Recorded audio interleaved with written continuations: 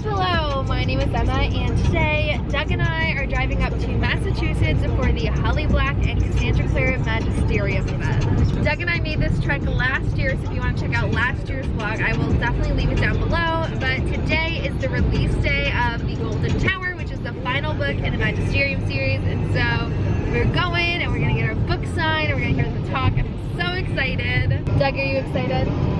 Doug's excited. I actually just caught up on the Magisterium series, which is really exciting. I recently listened to The Bronze Key, which wasn't my fave, and then I listened to The Silver Mask, which I loved. It was amazing. It was my favorite book in the series so far, so I'm really intrigued to see where things go in the finale. The drive from Long Island to South Hadley is supposed to be a little over 3 hours, so we should be getting there around 4 o'clock. The event starts at 7, so hopefully we'll have some time to get settled and grab some dinner or whatever, but I'm so excited.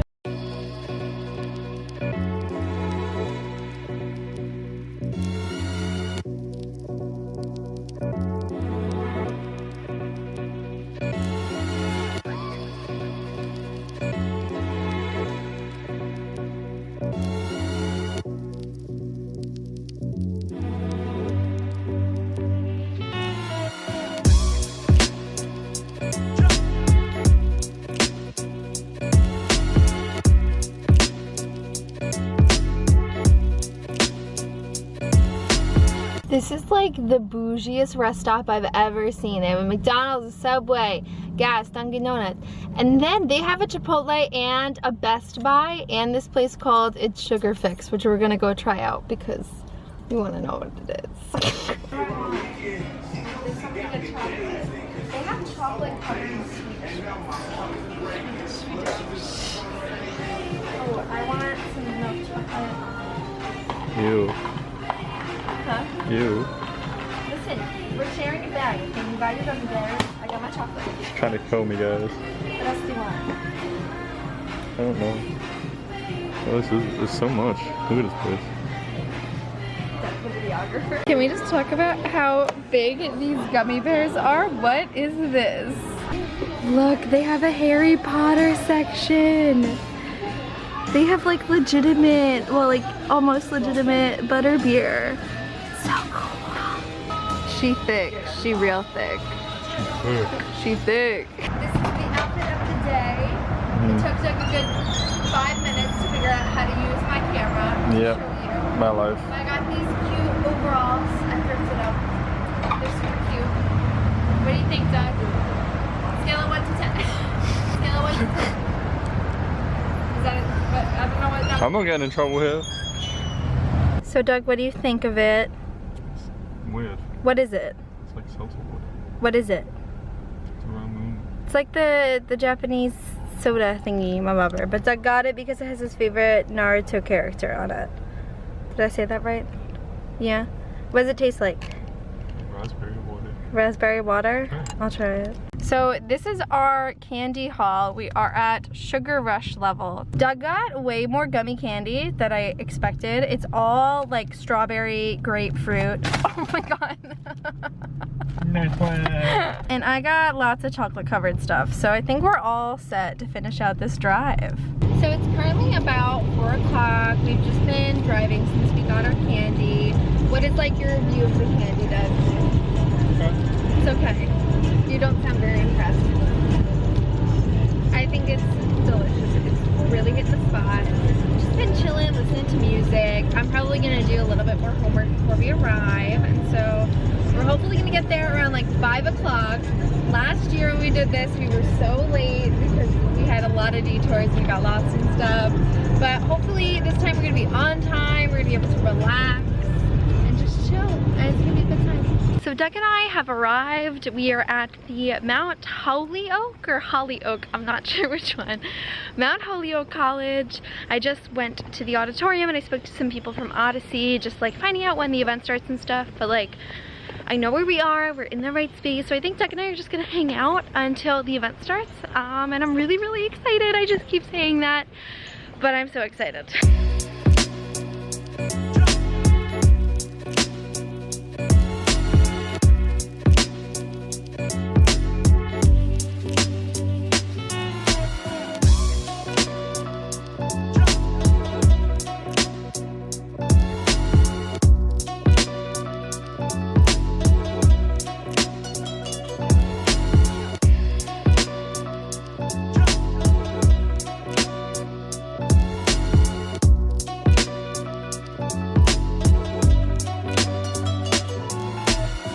Oh, they have like an actual greenhouse like in Harry Potter. Oh my god. Yeah.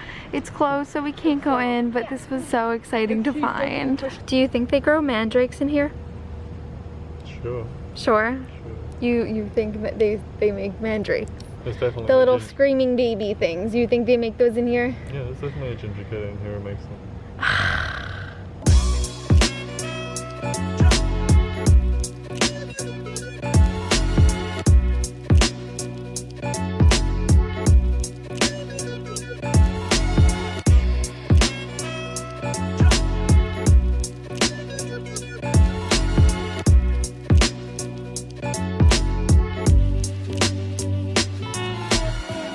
We found this old ass picture at a desk in the darkest part of the library.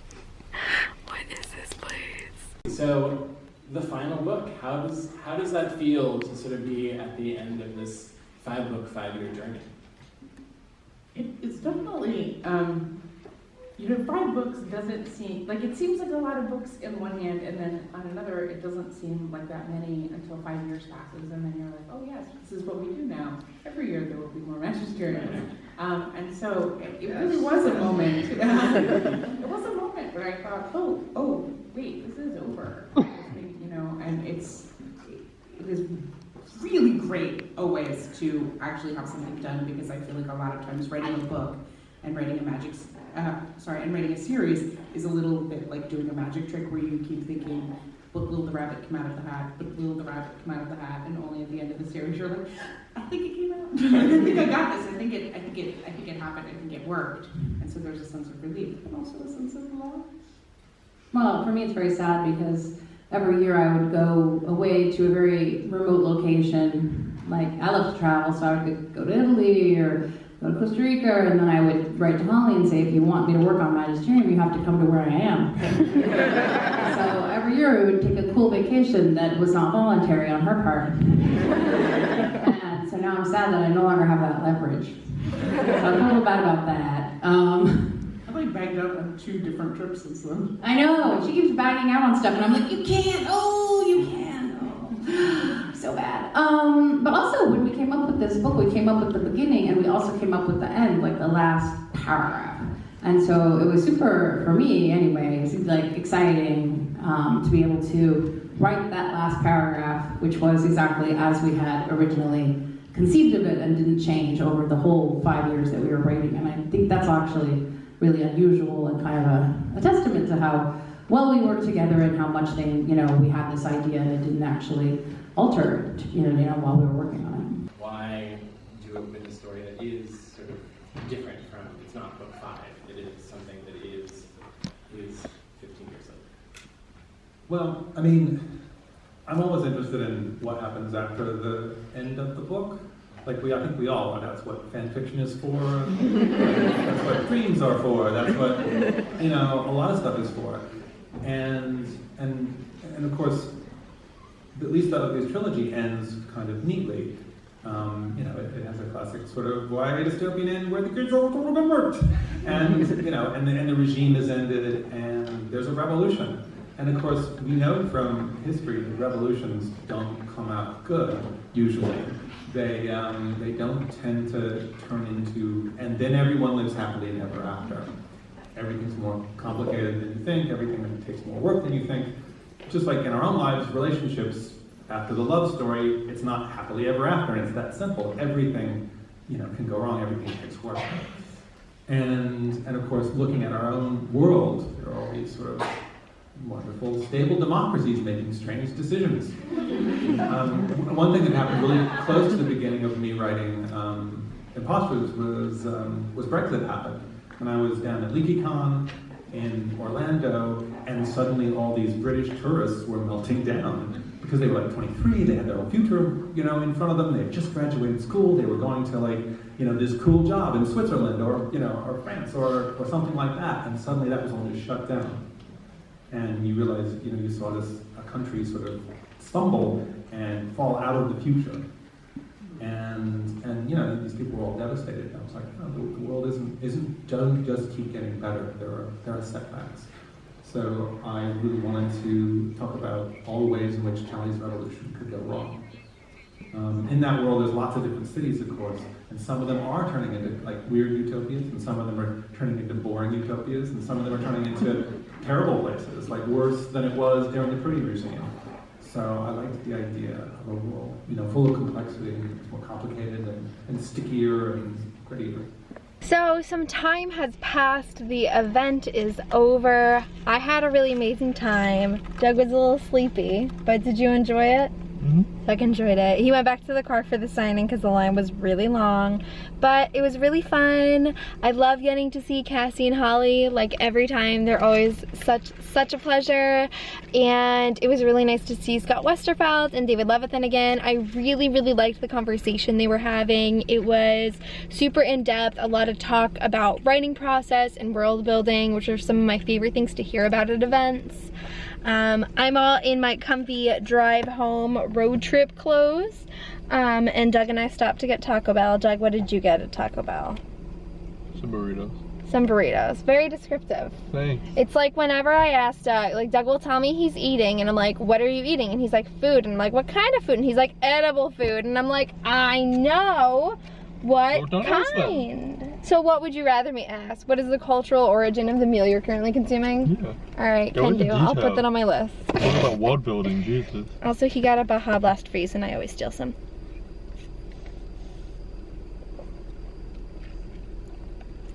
It's 1 o'clock in the morning. Doug and I are going to sleep, but I'm hungry, so this is all he hears in the pitch dark.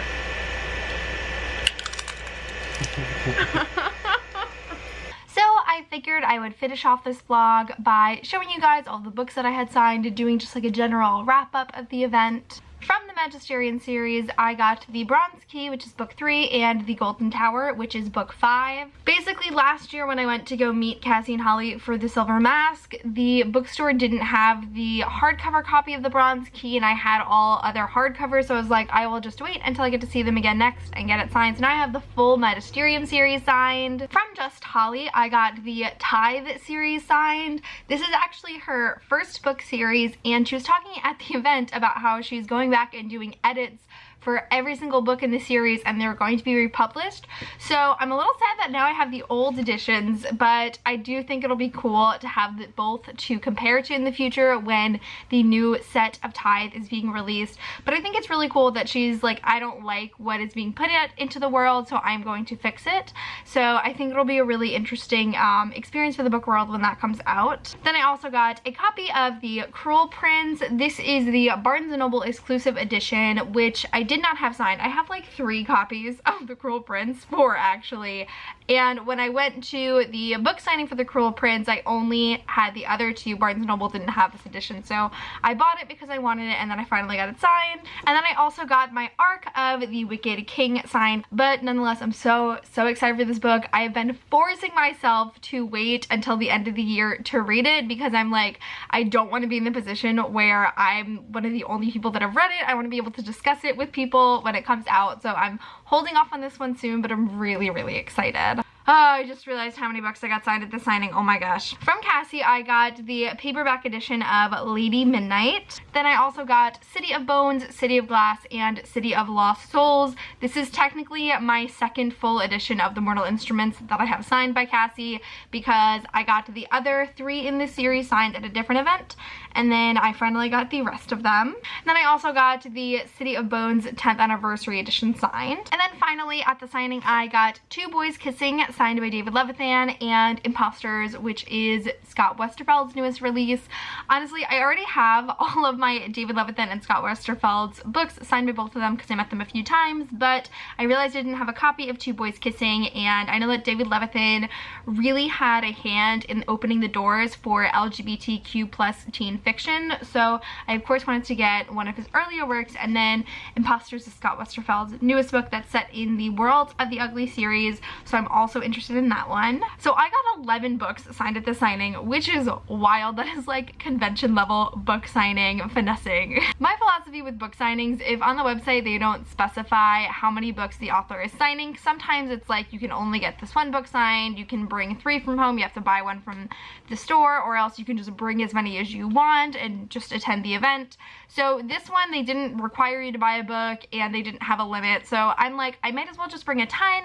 If they cut me off, that's fine. If they want me to wait until the end of the line, that's fine too. But I'm always like, I'd rather have more instead of regretting not bringing books at a different time. So now I have a lot more books signed by all these authors, which is really exciting. Overall, the event was so much fun. I got to meet a lot of people who watched my channel, which was really awesome. I just love being able to meet people who even just know what BookTube is, even if you don't watch my channel. Like, I just love interacting with people who understand how awesome this community is. So it was really nice to interact with some people that knew about my channel, other people that didn't, and just like make new friends. It was just a really, really great time. So thank you to everyone that said hi. I had so much fun chatting with you. Overall, it was just like a really chill event. Doug and I had an easy time going up, an easy time coming down, and it was just a fun, like, relaxing book event. It was really relaxing, which is bizarre to say because most book signings are so chaotic, but you know, it was an easy way there. Easy, nice, relaxing conversation. It was a very chill signing line, and it was just great talking to these authors that I admire so much. So that concludes this vlog for the Magisterium and Imposters event. Cassie actually just released today, as I'm filming this, her tour for Queen of Mary Darkness, and I'm 100% going to be at the December 4th stop on release day in New York City. Definitely come by and hang out. She's also going all over the country. She has a stop in Canada, so definitely I'll leave that information below if you guys are interested. Definitely try to make it to her tour because I love Cassie so much, and I have so much joy in watching other people meet her. It's just a really cool experience. But that is it for this vlog. Thank you guys so much for watching, and I will see you soon for a new one. Bye!